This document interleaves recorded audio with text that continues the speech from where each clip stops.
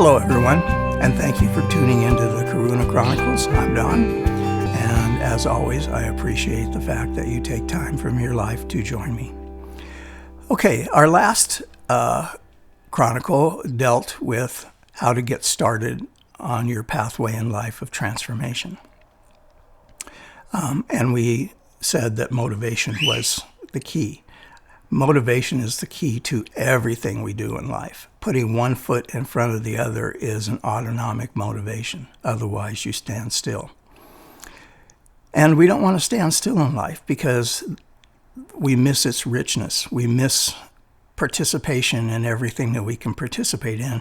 And honestly and truly, the more you cultivate this path, the more your awareness expands and the more your participation, not necessarily active, but at least passive in the sense of understanding feelings, thoughts, other people suffering and what they're going through, and that gradually expands from yourself to a few loved ones, to some neighbors, to your school, to your workplace, and then finally it has no boundaries and it's wide open.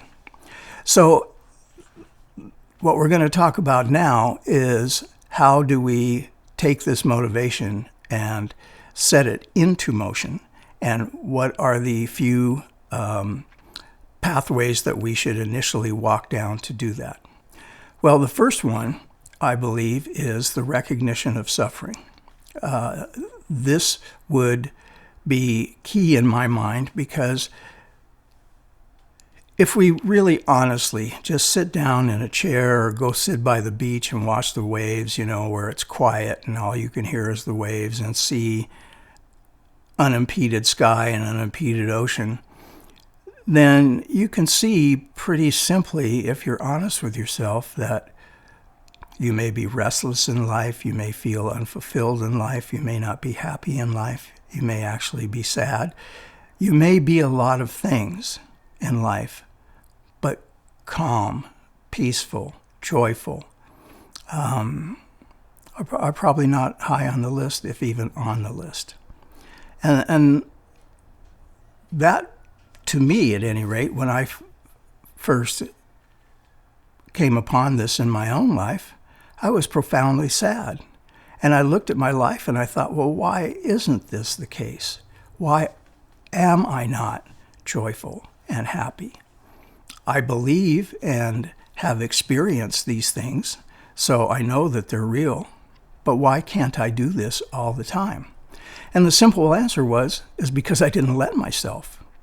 I created so many other mental and emotional scenarios that kept me busy and kept me unfocused and kept me basically in a state of confusion at all times, to where while these things were ever present within me, they had no space to get out. It's like trying to see the sun on the day of a hurricane. If the eye doesn't pass over you, you don't even know the blue sky exists, much less a sun in it. And all you see is turmoil, and it's frightening. So my first realization was that I'm causing my own suffering here, and I need to really look at that. And so the idea of self-examination popped into my head. And I started to set aside a few minutes a day. And, meditation is a very misused term, but I'm going to use it in this sense because this is really what true meditation is. I set aside a few minutes where I could sit in a chair or on the ground or lay. Sometimes I would lay down on the lawn or on the beach, and I'd look up at the sky and I'd see the clouds, nice white puffy clouds in a blue sky passing in the panorama above me, and the sky and the sun as a backdrop. And I would see that these clouds were moving. So I would examine what I was feeling at the moment. And if I was feeling sad, I would assign that sadness to a cloud and watch it drift out of my view.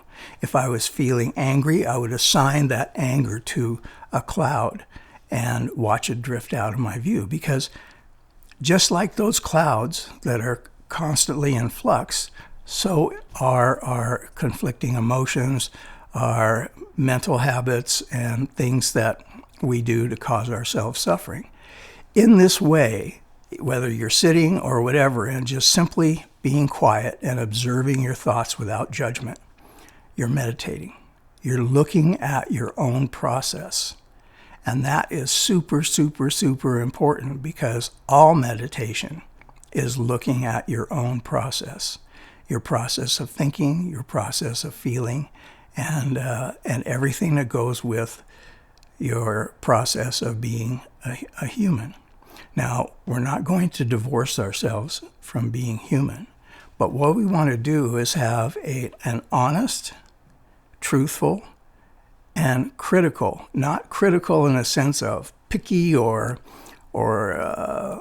judgmental, but critical in a sense in this way.